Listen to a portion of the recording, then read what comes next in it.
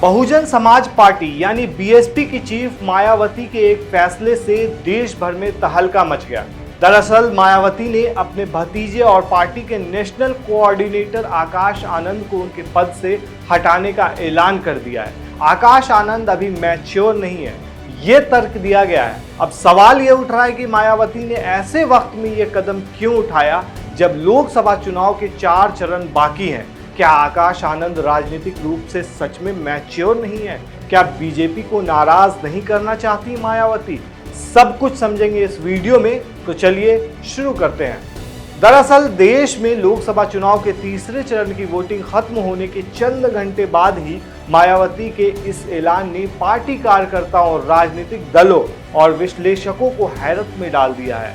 मायावती ने अपने ट्वीट में लिखा है कि विदित है कि बीएसपी एक पार्टी के साथ ही बाबा साहेब डॉक्टर भीमराव अंबेडकर के आत्मसम्मान और स्वाभिमान तथा सामाजिक परिवर्तन का भी मूवमेंट है, जिसके लिए मान्य श्री कांशी राम जी और मैंने खुद भी अपनी पूरी जिंदगी समर्पित की है और इसे गति देने के लिए नई पीढ़ी को भी तैयार किया जा रहा है। इसी क्रम में पार्टी में अन्य लोगों को आगे बढ़ाने के साथ ही श्री आकाश आनंद को नेशनल कोऑर्डिनेटर व अपना उत्तराधिकारी घोषित किया, किंतु पार्टी व मूवमेंट के व्यापक हित में मैच्योरिटी आने तक अभी उन्हें इन दोनों अहम जिम्मेदारियों से अलग किया जा रहा है, जबकि इनके पिता श्री आनंद कुमार पार्टी व मूवमेंट में अपनी जिम्मेदारी पहले की तरह ही निभाती रहेंगे।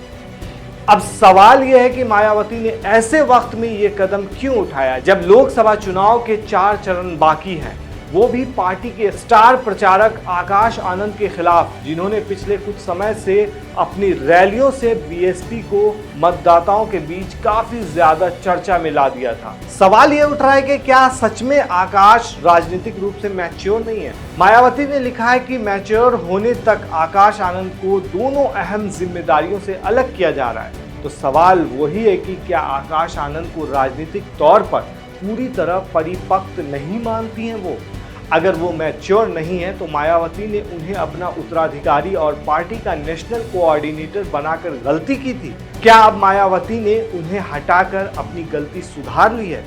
वहीं देखा जाए तो आकाश आनंद अपनी पिछली कुछ चुनावी रैलियों में बेहद आक्रामक अंदाज में दिखे हैं। इन रैलियों में आक्रामक भाषणों की वजह से उनके खिलाफ चुनाव आचार संहिता के उल्लंघन के आरोप में 2 केस भी दर्ज किए गए थे। एक रैली में उन्होंने योगी आदित्यनाथ की सरकार की तालिबान से तुलना करते हुए उसे आतंकवादियों की सरकार कहा था। इसके अलावा उन्होंने लोगों से कहा था कि वो ऐसी सरकार को जूतों से जवाब दे।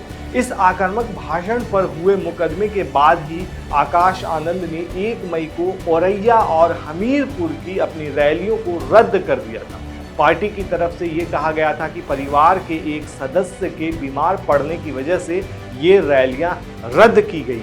अब दूसरा सवाल ये उठता है कि क्या मायावती बीजेपी को नाराज नहीं करना चाहती हैं? माना जाता है कि मायावती आकाश आनंद को लेकर ओवर प्रोटेक्टिव है। वो नहीं चाहती कि इस समय वो कोई मुश्किल में फंसे, और इससे भी बड़ी बात यह है कि वो इस समय बीजेपी से अपना संबंध नहीं बिगाड़ना चाहती हैं। लेकिन राजनीतिक सूत्रों का कहना है कि मायावती आकाश आनंद की ओर से इस्तेमाल किए जाने वाले शब्दों से खुश नहीं है। इस आक्रामक शैली से उन्हें चुनाव में अपनी पार्टी का फायदा होने से ज्यादा नुकसान की आशंका सताने लगी थी। अब सवाल यह भी है कि आकाश आनंद के आक्रामक भाषणों से सच में किसे हो रहा है नुकसान? इस मामले पर राजनीतिक विश्लेषकों का कहना है कि मायावती और उनकी पार्टी के लिए ये लोकसभा चुनाव करो या मरो का चुनाव है। 2019 के लोकसभा चुनाव में बीएसपी यूपी में समाजवादी पार्टी के साथ मिलकर लड़ी थी। पार्टी ने 10 सीटें जीती थी, लेकिन पार्टी को महज 3.67% वोट मिले थे। वहीं 2009 के चुनाव में इसने 21 सीटें जीती थी, जबकि 2022 के विधानसभा चुनाव में यूपी में वो सिर्फ 1 सीट जीत पाई थी। देखा जाए तो मायावती के बीजेपी से गठबंधन के कयास लगाए जाते रहे हैं। पिछले कुछ अरसे से बीजेपी के प्रति कम आक्रामक दिखी है। माना यह भी जा रहा है कि इस चुनाव प्रचार के दौरान आकाश आनंद जिस तरह से आक्रामक शैली में भाषण दे रहे थे, उससे समाजवादी पार्टी को फायदा होता दिख रहा था। शायद यही वजह है कि मायावती ने आकाश आनंद को नेशनल कोऑर्डिनेटर के पद से हटाकर हालात संभालने की कोशिश की है। वहीं कई बार बीएसपी पर बीजेपी की बी टीम होने के भी आरोप लगे हैं। हालांकि चुनाव के बाद बीजेपी के साथ जाने की संभावना से जुड़े सवाल पर बीएसपी ने यह भी कहा था कि उनका मकसद राजनीतिक सत्ता में आना है, इसके लिए पार्टी जो सही होगा वो करेगी। अब देखा जाए तो आकाश आनंद की चुनावी रैलियों ने पिछले दिनों खासी हलचल पैदा की है। उनकी रैलियों ने कम से कम यूपी में बीएसपी समर्थकों में एक नया जोश पैदा किया था।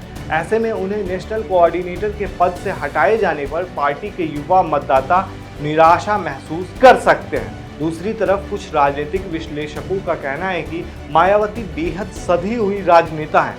ऐसे समय में जब बीएसपी का जनाधार कम होता दिख रहा है तो वो बीजेपी के खिलाफ आक्रामक रुख अपनाकर अपनी पार्टी को संकट में नहीं डालना चाहती। सवाल ये भी उठ रहा है कि आखिर उन्होंने क्यों बनाया था आकाश आनंद को उत्तराधिकारी। आपको बता दें कि आकाश आनंद मायावती के सबसे छोटे भाई आनंद कुमार के बेटे हैं।